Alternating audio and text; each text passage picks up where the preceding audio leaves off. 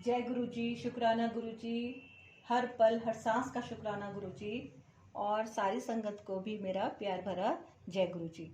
संगत जी, आज हम पार्ट 15 पे पहुंच गए हैं और ये जो सत्संग इन्होंने शेयर करा है आकाश सेठी दिल्ली से, तो आज हम इनका सत्संग का पाठ करने जा रहे हैं दिव्या आभा में पार्ट 15। संगत जी, आज मैं आपको एक बहुत ही अच्छी बात बता रही हूँ कि आज गुरुजी सच में आज मेरे छोटा सा बाहर मैंने एक गार्डन बना रखा है, उसमें आए। उन्होंने बटरफ्लाई के रूप में मुझे दर्शन दिए। जो मैंने संगत से सुना है वो बताती है कि आते हैं गुरुजी बटरफ्लाई के रूप में। और ऐसा मैं इसलिए कह रही हूँ बटरफ्लाई के रूप में क्योंकि मेरे हाथ पे वो बटरफ्लाई आज पहली बार मैंने फील करी है कि बटरफ्लाई बैठी। आज इतनी उम्र तक मैंने कभी बटरफ्लाई को टच इस तरह से नहीं करा जिस तरह से आज मैंने ये फील करा। तो जय गुरुजी, आज आपने दर्शन दिए, क्योंकि गुरुजी तो किसी भी रूप में आ जाते हैं संगत जी। और एक बार तो मैंने इनका ऐसा भी सत्संग सुना था कि वो जो पहले ज़माने में जालियाँ होती थी जिसमें दूध रखते थे, पता नहीं नई बच्चों को तो नहीं पता होगा, लेकिन जो पुरानी आंटी हैं उनको ज़रूर पता होगा कि पहले फ्रिज भी नहीं होते थे तो जाली में ही जो है नेट का होता था वो, और उसको डोली भी बोलते हैं कुछ जगह, उसमें दूध रखते थे सब्जी वगैरह ताकि हवा लगती रहे और थोड़ा फ्रेशनेस बनी रहे। तो एक किचन की बात है कि पता नहीं पंजाब की है या दिल्ली की है, कौन सी किचन की बात है, ऐसा तो मेरे को एग्जैक्टली याद नहीं आ रही, लेकिन हाँ उन्होंने शेयर करा था अपना सत्संग कि एक बार गुरुजी इतने छोटे हो गए थे कि वो जाली में फिट होके बैठ के उन्होंने उनको दर्शन दिए कि देखो कैसे वो छोटे भी हो जाते हैं। तो ये तो गुरुजी की लीला है, गुरुजी जाने वो कैसे करते हैं, क्या करते हैं, और किसी भी रूप में वो दर्शन दे देते हैं। तभी तो लोगों का आज भी विश्वास बना हुआ है कि गुरुजी जो है अभी भी समाधि लेने के बाद भी अभी भी बिल्कुल स्वरूप में रहते हैं। और इस वक्त भी वो मुस्कुराते हुए मुझे देख रहे हैं। और दिव्या आभा की मैं उनसे आज्ञा ले रही हूँ और मैं वो वीडियो भी इसमें ज़रूर शेयर करूँगी छोटा सा, कि वो तितली कैसे, वो जो बटरफ्लाई वो कैसे आई और गुरुजी ने कैसे उसके बटरफ्लाई के रूप में मुझको दर्शन दिए, मैं उसको भी ज़रूर शेयर करूँगी। तो गुरुजी आज्ञा, अब हम स्टार्ट करते हैं। और ओम नमः शिवाय, शिव जी सदा सहाय। ओम नमः शिवाय, गुरु जी सदा सहाय। ओम नमः शिवाय, शिव जी सदा सहाय। ओम नमः शिवाय, गुरु जी सदा सहाय। ओम नमः शिवाय, शिव जी सदा सहाय। ओम नमः शिवाय, गुरु जी सदा सहाय। परम पिता का संतान सुख आशीष। सर्वप्रथम जून 1998 में मुझे गुरुजी के दर्शन का सौभाग्य प्राप्त हुआ। मेरे मामा जी गुरुजी द्वारा अपने हृदय रोग के चमत्कारी निवारण के संबंध में उनके बारे में चर्चा करते रहे थे। मेरे मामा जी को उनके हृदय रोग विशेषज्ञ ने अति शीघ्र बाईपास शल्य क्रिया का सुझाव दिया था। अपने आप को मानसिक रूप से तत्पर कर वह गुरुजी का आशीर्वाद लेने गए। गुरुजी ने अपने पास बिठाकर उनको अपने पांव दबाने को कहा, फिर उनसे उनके स्वास्थ्य के बारे में प्रश्न किया। मामा जी ने उन्हें उत्तर दिया और प्रस्थान करने की आज्ञा मांगते हुए उनसे होने वाली शल्य क्रिया की सफलता के लिए कृपा बनाए रखने का आग्रह किया। गुरुजी बोले कि उन्होंने उनका बाईपास कर दिया है। यह मामा जी जैसे श्रद्धालु के लिए विश्वास करना कठिन था, पर उन्हें प्रसन्नता थी कि गुरुजी ने उन्हें धन्य कर दिया है। अगले दिन प्रातः मामा जी प्रवेश पूर्व परीक्षणों के लिए चिकित्सालय गए। परिणाम के अनुसार उनका हृदय ठीक से कार्य कर रहा था। हृदय रोग विशेषज्ञ के निष्कर्ष के अनुसार उनकी अच्छी निद्रा के कारण परिणाम सही थे। उन्होंने मामा जी को एक अन्य प्रयोगशाला में परीक्षण कराने को कहा। पुनः जब वही फल आए तो चिकित्सक अचंभे में पड़ गए। तब मामा जी ने पूर्व रात गुरुजी का प्रसंग सुनाया तो चिकित्सक को गुरुजी के दिव्य हस्तक्षेप पर चुप्पी साधने के अतिरिक्त कोई और स्पष्टीकरण नहीं सूझा। यद्यपि अब मुझे गुरुजी के प्रभाव के बारे में ज्ञान था, उन दिनों श्रीनगर में रहने के कारण उनके दर्शन नहीं कर पाया। मैं दिल्ली थोड़े समय के लिए कार्यवश ही आता था। सौभाग्य से अगली बार जब मैं दिल्ली आया तो मामा जी ने शुभ समाचार दिया कि गुरुजी दिल्ली में ही हैं और हम उनसे मिल सकते हैं। उसी संध्या को हम एम्पायर स्टेट गए। हमारे पहुंचने तक बहुत देर हो गई थी। लंगर का अंतिम चक्र चल रहा था और गुरुजी कुछ देर के लिए अपने कक्ष में चले गए थे। हम लंगर प्रसाद समाप्त करने के बाद संगत में बैठे थे। जब गुरुजी अपने कक्ष से बाहर आए गुरुजी के प्रथम दर्शन काला कुर्ता धारण किए सभागृह में प्रभावशाली, निरहंकारी और मनोहर चाल से चलते हुए आज भी मेरे मानस पटल पर अंकित है। उन्होंने मामा जी को पहचान लिया और हम नवागंतुकों को देखकर हमारे पास आए। उन्होंने मामा जी को हमारा परिचय कराने को कहा और मेहरौली गुड़गांव मार्ग पर दी रेंच नामक एक कृषि भवन में अपने जन्म दिवस पर आने को कहकर हमें प्रस्थान करने की आज्ञा दी। प्रथम दिवस और परीक्षा काल। संयोग से अगले दिन दिल्ली में अपने कार्यालय पहुंचने पर मुझे अस्थायी काल के लिए वापस श्रीनगर जाने को कहा गया। वहां पर कार्यरत एक नवीन अधिकारी से कुछ चूक हो गई थी और एक ग्राहक ने उच्च क्षेत्रीय कार्यालय में असंतोष प्रकट किया था। गुरुजी से उनके जन्मदिवस के अवसर पर उनके दर्शन न हो पाने की निराशा के साथ मैं श्रीनगर लौट गया। मुझे सौंपे गए कार्य में सफल होने का विश्वास था, क्योंकि मुझे गुरुजी के दर्शन और आशीष दोनों प्राप्त हो चुके थे। मुझे ज्ञात था कि सब कुछ गुरुजी की इच्छानुसार ही होगा। कठिन परिस्थितियों में मैं श्रीनगर और अवंतीपुर के कार्य संभालता रहा। वह ग्राहक अत्यधिक अपेक्षा रखता था और अपने अभियोग सिद्ध करने के लिए हमसे बहुत कार्य करवाता था। संभवतः इससे पूर्व मैं यह कार्य ना कर पाता, पर इस बार अंतर था। मेरे पास एक आश्रय था और कठिन काल में मैं उनको याद करता था। अंततः 1 मास के उपरांत उस ग्राहक ने मुझे अपने कार्यालय में बुलाया। उसने मेरे समक्ष ही क्षेत्रीय कार्यालय में फोन किया और मेरे द्वारा दी गई उच्च स्तरीय सेवाओं की अति प्रशंसा करी। उसने अपना अभियोग भी वापस ले लिया और मुझे प्रशंसा पत्र भी दिया। मुझे पता था कि इसका कर्ता कौन है। गुरुजी के पुनः दर्शन होने की उत्सुकता सहित मैं दिल्ली वापस आ गई। मेरे परिवार के सदस्य मैं दिल्ली वापस आ गया। मेरे परिवार के सदस्य गुरुजी के जन्म दिवस आयोजन पर गए थे और नियमित रूप से एम्पायर स्टेट भी जाते रहे थे। उन्होंने गुरुजी के जन्म दिवस के अवसर पर उपस्थित सहस्त्रों श्रद्धालु और उन भक्तों के बारे में बताया जिनकी गुरुजी ने सहायता करी थी। मैंने सोचा, क्या वह हमें संतान सुख का आशीष देंगे? विवाह के 7 वर्ष बीतने पर भी हम संतान सुख से वंचित थे। चिकित्सक, प्रार्थना और उपाय सब असफल हो रहे थे। मेरे मामा जी ने गुरुजी का आशीर्वाद लेने का सुझाव दिया। उन्होंने अपने एक ठेकेदार मित्र का प्रसंग भी सुनाया। त्वानु बच्चे लभेंगे, भज जा। मामा जी के उन मित्र को विवाह के 16 वर्ष उपरांत भी कोई संतान न होने पर गुरुजी का आशीर्वाद प्राप्त हुआ। गुरुजी ने उन्हें बोला, पुत्र भी दिते, धी भी दिती और इसी साल। यह अविश्वसनीय प्रतीत हो रहा था, किंतु गुरुजी के सत्य वचन। उनकी पत्नी ने 31 दिसंबर को एक साथ 3 बच्चों को जन्म दिया, 2 पुत्र और 1 कन्या। गुरुजी के आशीर्वाद से सब कुछ संभव है, पर हमें उनका आशीर्वाद कब मिलेगा, मैं उत्सुक था। हम गुरुजी के यहाँ निरंतर जाते रहे, पर उन्होंने कभी हमसे बात नहीं करी। अन्य महानुभावों ने गुरुजी पर विश्वास बनाए रखने का सुझाव दिया। वह अनुकूल समय आने पर बात करेंगे। उनके पास जाकर अपनी समस्या मत बताओ। एक दिन जब हम लंगर के पश्चात संगत में बैठे हुए थे, गुरुजी ने मुझे अपने पास आने का इशारा किया। क्या वास्तव में मुझे बुला रहे थे? संगत ने आश्वस्त किया कि मुझे ही बुलाया है। मन में अनगिनत विचार समेटे, किंतु बोलने का साहस जुटाने के कठिन प्रयास सहित मैं उनके पास पहुंचा। ऐथे क्यों आया वे? गुरुजी, कोई बच्चे नहीं है। बस इतना ही बोलने का साहस जुटाकर मैंने उत्तर दिया कि गुरुजी, कोई बच्चे नहीं है। बस इतना ही साहस जुटाकर मैंने उनको उत्तर दिया। अनासक्त भाव से वह बोले, त्वानु बच्चे लभेंगे, भज जा। कुछ सोचे बिना ही मैं बोल पड़ा, गुरुजी, मैं भागने के लिए नहीं आया हूँ। गुरुजी मुझे देखकर बोले, चंगा, 8वें दिन आता रही। इस बात ने मुझे अति विस्मित कर दिया। गुरुजी को कैसे पता कि हर 8वें दिन आना ही मेरे लिए सुविधाजनक है? उस समय में 8 दिन के पाली चक्र में कार्यरत था। 2 दिन प्रातः, 2 दिन अपराह, 2 दिन रात्रि और 2 दिन का फिर अवकाश। इस प्रकार पहले अवकाश को ही सत्संग में आना सुविधाजनक था।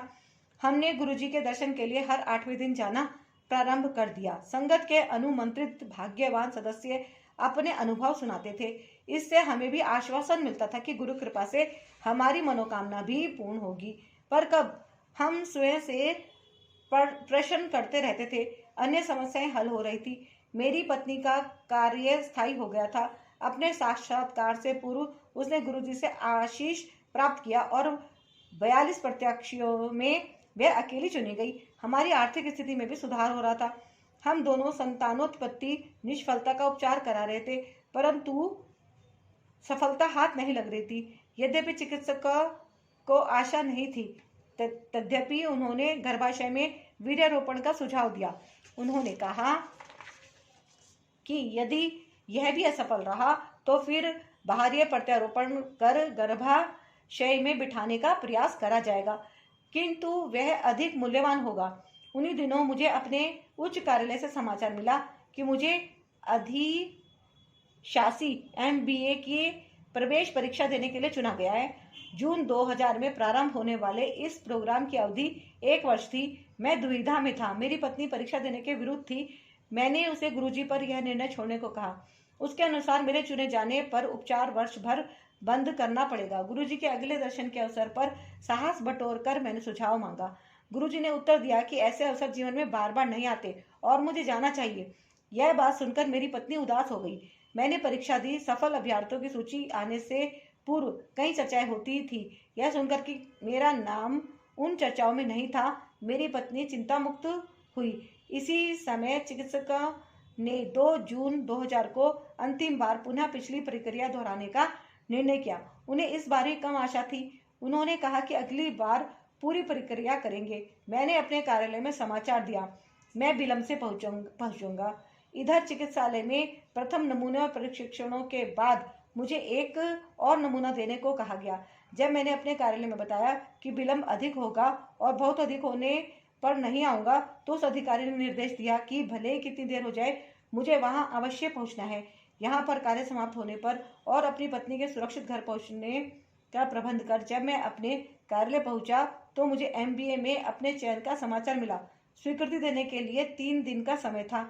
अगले दिन जब हम गुरुजी के दर्शन के लिए गए और मैंने यह समाचार गुरुजी को दिया, मेरा भ्रम जैसे कोई सर्वज्ञाता को कोई नवीन समाचार दे सकता है, तो मुस्कुराकर वह बोले, फिर ते कल्याण हो गया।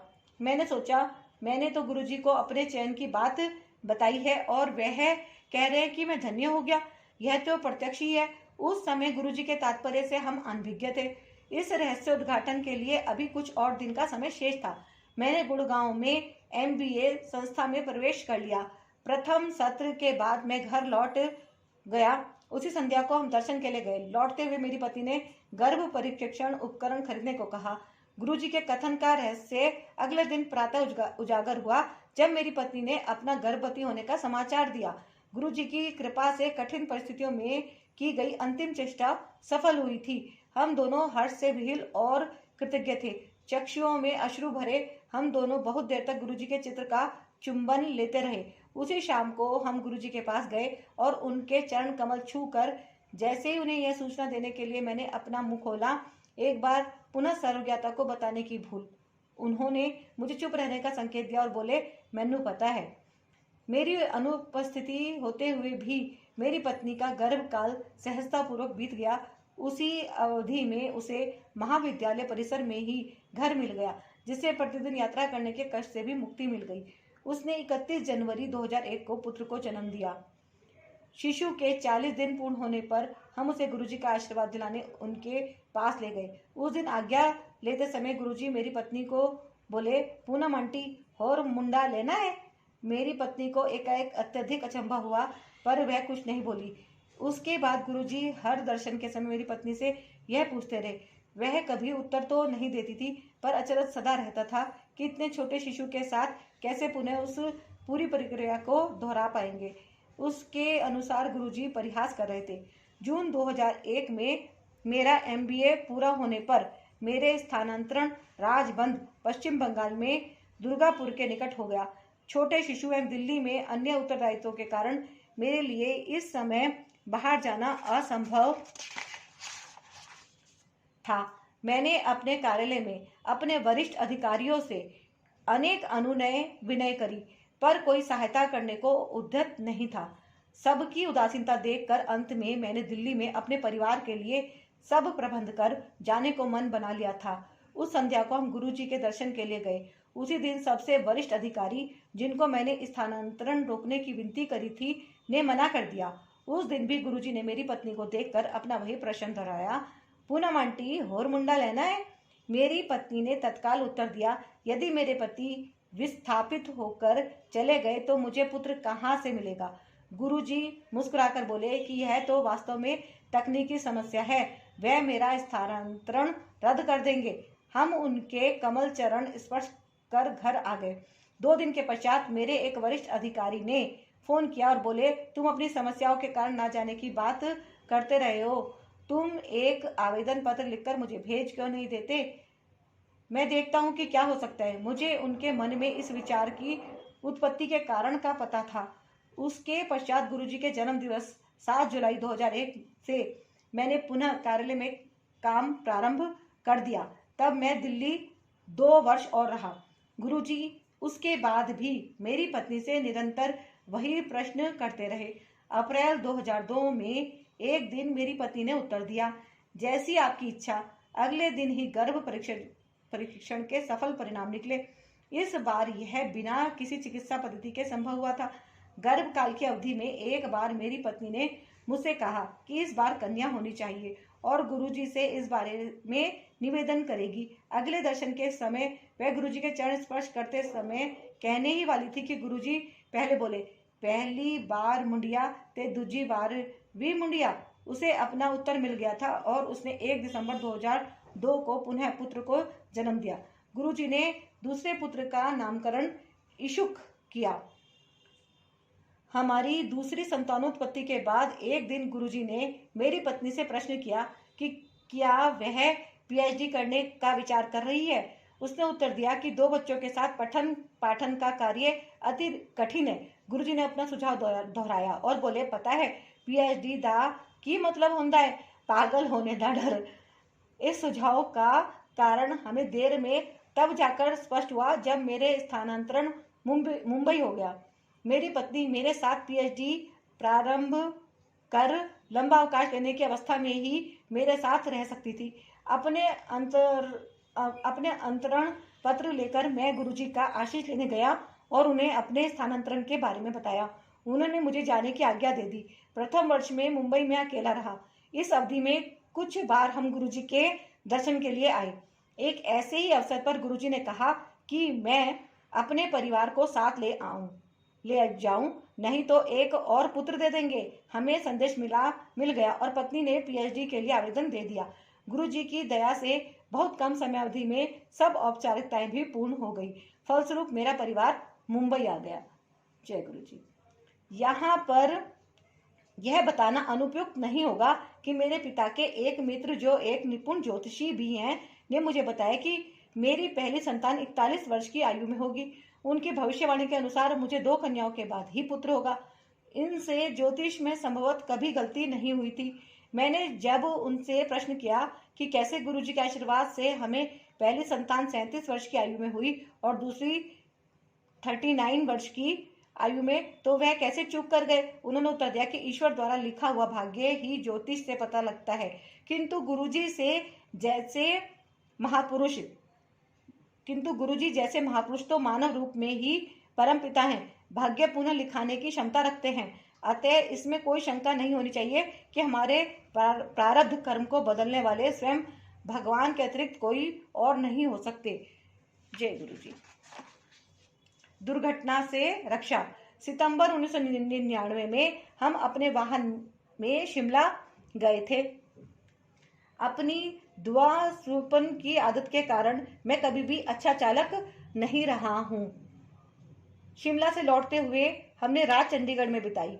अगले दिन प्रातः हमें चंडीगढ़ से निकलने में देर हो गई थी और यह बात मुझे नहीं भा रही थी। अतः मैं कार आवश्यकता से अधिक तीव्र गति से चला रहा था।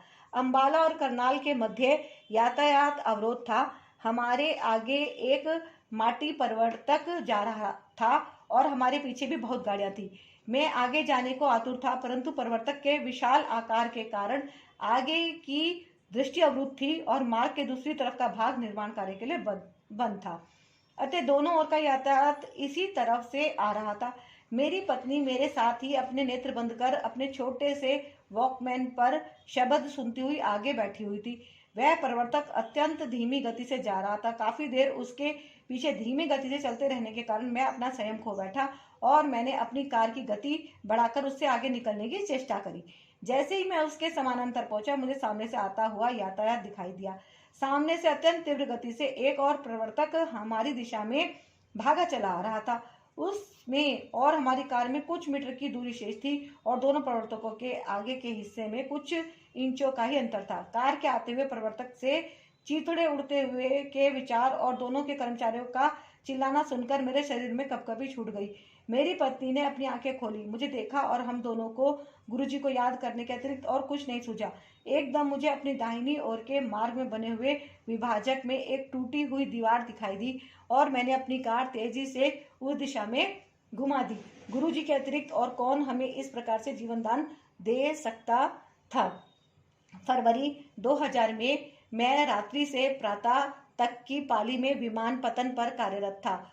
उस समय में एक बोइंग 707 जिसमें ईंधन भरना था देखने गया। मैंने देखा कि एक भू यंत्रविद वायुयान का पल्ला खुला छोड़कर उस पर कार्यरत था। हमारे कर्मचारी एक किनारे खड़े हुए उसका कार्य समाप्त होने की प्रतीक्षा कर रहे थे। प्रश्न करने पर उसने उत्तर दिया कि अभी बहुत कार्य शेष था और वह अकेला ही था। इंजन के पल्ले को सुरक्षित रखने वाली भुजा भी काम नहीं कर रही थी और उसे वह सीढ़ी पर टिकाकर रखे हुए था। मैंने उसकी बात सुनकर उससे ईंधन भरवाने का कार्य प्रारंभ करवाकर अपना कार्य करते रहने की विनती करी। उसने मान लिया और कहा कि हम ईंधन भरकर यंत्र पर पहुंचे और वह भी शीघ्र वहां पहुंच जाएगा। जैसे ही मैं वहां पर मुड़ा, उसने मेरे से अदृष्ट सीढ़ी पर अपनी मुद्रा बदली और उसी समय वह सीढ़ी पर अटका कर रखा हुआ पल्ला नीचे गिरने लगा। मेरी दृष्टि अत्यंत तीव्र गति से गिरते हुए पल्ले पर पड़ी और मैंने तुरंत गुरुजी को याद किया। पल्ला जोर से मेरे मस्तक पर आकर लगा और वहां से रक्तस्राव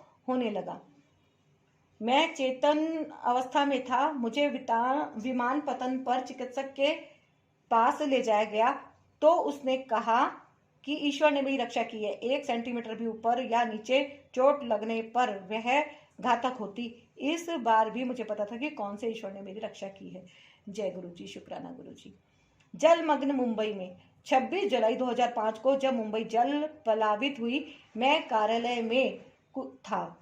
कुछ कर्मचारी रेल सुविधाओं के अस्त व्यस्त होने के भय से पहले निकल गए थे। चूंकि मुझे कार्य समाप्त करना था, मैं प्रतिदिन की भांति बाहर निकला। उस समय तक तो कर्मचारी पहले निकले थे लौटने लगे क्योंकि रेल सेवाएं बंद हो चुकी थी। उस दिन मैंने कार से यात्रा करी थी। मैं दुविधा में था कि रुकूं या घर पहुंचने का प्रयास करूं। उसी समय एक सहकर्मी ने कहा कि उनका पुत्र अपने विद्यालय जो घर के मार्ग में था में रुका हुआ है और उसे लेना है। यह बात सुनकर मैंने निर्णय ले लिया। मैंने गुरुजी को याद किया और हम उस विद्यालय के लिए निकल पड़े। जैसे ही हमने बाहर निकलने का प्रयास किया, कार्यालय के एक बंद द्वार के सामने एक कार दुरावस्था में रुकी हुई थी। हम दूसरे द्वार से बाहर निकले। सब मार्ग जलमग्न थे और वाहन चलाना बहुत कठिन हो रहा था। जय गुरुजी, आज मेरे घर में बटरफ्लाई आई है। गुरुजी ने दर्शन दिए हैं। जय गुरुजी। संगत जी आप भी देखिए, आप भी दर्शन कीजिए। बटरफ्लाई प्यारी सी। जय गुरुजी, शुक्राना गुरुजी, अनंतम शुक्राना गुरुजी। प्यारी सी बटरफ्लाई। जय गुरुजी, जय गुरुजी, जय गुरुजी, जय गुरुजी। संगत जी देखिए, बटरफ्लाई आई है ये, और ये देखिए ये प्यारी सी बटरफ्लाई खूब आराम से बैठी है ये। जय गुरुजी, शुक्राना शुक्राना शुक्राना मेरे मालिक। जय गुरुजी, जय गुरुजी, जय गुरुजी, जय गुरुजी। गुरुजी ने एक और भक्त की ओर इशारा किया कि वह उससे पूछ रहे थे, पर यह मेरे लिए संदेश था। मैं समझ गया कि गुरुजी किस प्रकार अपने भक्तों की इच्छा पूर्ति करते हैं। मार्च 2007 के अंत तक दिल्ली के लिए स्थानांतरण आदेश आ गए। 1 मास पश्चात मैंने दिल्ली कार्यालय में कार्य करना प्रारंभ कर दिया और 26 मई को मेरा परिवार भी दिल्ली आ गया। सौभाग्य से एक दिन पश्चात उनके दर्शन भी हो गए। 31 मई को उनके शरीर छोड़ने के निर्णय को सुनकर मैं ध्वस्त हो गया। बड़े मंदिर से लौटते हुए मेरे मन में अनेक विचार उभर रहे थे। ऐसे कई अवसर थे जब गुरुजी ने हमें धन्य किया था और अनेक अवसरों पर हमें वह दिया था जिसके हम योग्य नहीं थे। अब क्या होगा? अब कौन हमारा ध्यान रखेगा? यद्यपि इन प्रश्नों का मेरे पास कोई उत्तर नहीं था, किंतु जिन्होंने सदा हमारी आवश्यकताओं, शंकाओं और प्रार्थनाओं का उत्तर दिया था, उनके पास इसका भी समाधान है। यह मुझे कुछ दिनों में पता लगने वाला था। वर्ष 2005 से मैं अंतर्निगम उद्यम प्रतियोगिता में भाग लेता रहा था। इस वर्ष 2007 में क्षेत्रीय प्रतियोगिता दिल्ली में 1-2 जून को आयोजित थी। गुरुजी की महासमाधि के उपरांत मुझे लगा कि अपना सर्वस्व देना संभव नहीं होगा। मैंने अपने साथियों को फोन कर कहा कि मैं अत्यधिक क्षीण हो रहा हूं और वह मेरे ऊपर निर्भर न रहे। मेरे एक साथी ने मुझे सांत्वना दी। गुरु अपने शिष्यों को कभी नहीं छोड़ते, शरीर त्यागने के बाद भी नहीं। शोक संतप्त होने के कारण मैंने उस पर विश्वास नहीं किया। जैसे तैसे हमारा दल पहले 4 दौर पार कर गया। अंतिम चक्र में हमने कुछ विपत्तिपूर्ण निर्णय लिए जिससे हम अंतिम निर्णायक चरण में प्रवेश कर सके। परिणाम घोषित हुए तो उनमें हमारा नाम नहीं था। मैंने अपनी जेब से गुरुजी का चित्र निकाला और कह पड़ा, अब यही होना था। आपके रहते हुए बात कुछ और ही थी। जैसे मैं गुरुजी का मुस्कुराहट भरा मुख देख रहा था, मेरे एक साथी ने आकर बताया कि हमारे उत्तर कंप्यूटर में ठीक से नहीं डाले गए हैं। हमने आयोजकों को जाकर उनकी अशुद्धि बताई। संशोधन के पश्चात हम अंतिम चरण में पहुंच गए। इसके बाद सफलता हमारे साथ बनी रही। 6 जून 2007 को राष्ट्रीय प्रतियोगिता में हम द्वितीय स्थान पर रहे और तत्पश्चात सितंबर में आयोजित एशिया पैसिफिक प्रतियोगिता में भी द्वितीय स्थान प्राप्त किया। गुरुजी ने हमें बता दिया था कि उनकी दया अब भी उनकी संगत के साथ है। हम अपने दोनों बच्चों को अच्छे विद्यालय में प्रवेश कराने को उत्सुक थे। यद्यपि हम विभिन्न सूत्रों के द्वारा प्रयास कर रहे थे, पर उसमें कोई सफलता नहीं मिल रही थी। अतः मैंने गुरुजी से प्रश्न किया, आपने 2 पुत्र दिए हैं तो इनको अच्छे विद्यालय में प्रवेश क्यों नहीं दिला देते? इसका उत्तर मुझे अतिशीघ्र मिला। दोनों बच्चों को दिल्ली के सबसे अच्छे विद्यालयों में से एक में बिना किसी दान या राजनीतिक सूत्र के प्रवेश मिल गया। जब हम दिल्ली पहुंचे तो हमारे पास कोई ऐसा निवास नहीं था जहां से मेरी पत्नी और मैं अपने कामकाज और दोनों बच्चों, जो अब 6 और 4 वर्ष के थे, की देखभाल कर सकें। इस समस्या का एकमात्र समाधान यही था कि मेरी पत्नी को महाविद्यालय परिसर में ही घर मिल जाए, पर कोई भी निवासी सेवानिवृत्त होने वाला नहीं था और वहां पर घर वरीयता के आधार पर मिलते थे। इस बार भी हमारी इच्छा अनुसार चमत्कार हुआ। एक शिक्षक जिनके पुत्र को अपने विद्यालय से दूर होने के कारण कठिनाई का सामना करना पड़ता था, उन्होंने अपना घर खाली कर दिया। आश्चर्यजनक रूप से वरीयता में उच्च आवेदकों में से किसी ने उस घर के लिए आवेदन नहीं दिया, अतः मेरी पत्नी को वह घर मिल गया। गुरुजी के अन्यथा और कौन संगत के सदस्यों की सुविधा अनुसार ऐसे चमत्कार कर सकता है। मैंने परम पिता गुरुजी के साथ अपने अनुभव को बहुत सारांश में लिखा है। मैं यह हार्दिक कृतज्ञता और आदर से यही समाप्त करता हूँ। ओम श्री गुरुदेवाय नमः। प्रार्थना है कि गुरुजी सदा हमारे और सब भक्तों पर सुख, सौभाग्य और समृद्धि की वृष्टि करते रहें और हम सदा उनके भक्त होने के योग्य बने रहें। जय गुरुजी। आकाश सेठी, दिल्ली। तो संगत जी, इनका तो काफ़ी सारे सत्संग आपने इनके आकाश जी के सुने, तो बताइएगा आपको ये सत्संग सुन के कैसा लगा। और गुरुजी तो अपरंपार लीलाएं करते ही रहते हैं, और ये भी एक लीला ही है कि बैठे बैठे मैं सोच रही थी कि गुरुजी मैं तो बड़ी अकेली सी पड़ गई हूँ, हैं। तो उसी रात मुझे जो ऐसा सपना आया कि तेरा भी एक गुरु परिवार जुड़ेगा और तू जो है इस तरह से अपना टाइम का अपना उपयोग कर। तो मैं तो अपना काम कर रही हूँ संगत जी। ये बिल्कुल नया चैनल मैंने इस पे बनाया है गुरुजी का, और पहली बार बनाया है। तो अभी आप सब संगत इसमें जो है अपनी सेवा थोड़ी देर, चैनल को आप सब्सक्राइब करें, है ना। गुरुजी ब्लेसिंग कल्याण कित्ता चैनल को जरूर सब्सक्राइब करें और वीडियो को ज़्यादा से ज़्यादा शेयर करें, क्योंकि मेरे तो पढ़ने का, पाठ करने का फ़ायदा तभी है जब इसे ज़्यादा से ज़्यादा लोग सुने, है ना। तो गुरुजी बस इतनी कृपा करना कि कभी ना आए मुझको गुरूर, और जितनी भी संगत है, जितने भी लोग हैं, मुझे दुआ देने के लिए हो जाए मजबूर। मैं तो यही चाहती हूँ कि लोगों की दुआएं मुझे मिलें, है ना, हमारा भाग्य उदय हो। और जो जितने भी इसमें यूट्यूब की फैमिली मेरी जुड़ रही है, सभी का कल्याण हो, सभी खुश रहें, मस्त रहें, स्वस्थ रहें और आगे बढ़ते रहें। और गुरुजी अब आप मुझे आज्ञा दें, संगत जी आप भी मुझे आज्ञा दें। जो कुछ भूल चुको हो उसके लिए मुझे क्षमा करें। मिलती हूँ मैं नेक्स्ट पार्ट में, और ये पार्ट आज ख़त्म करा है, पार्ट 15। तो जय गुरु जी।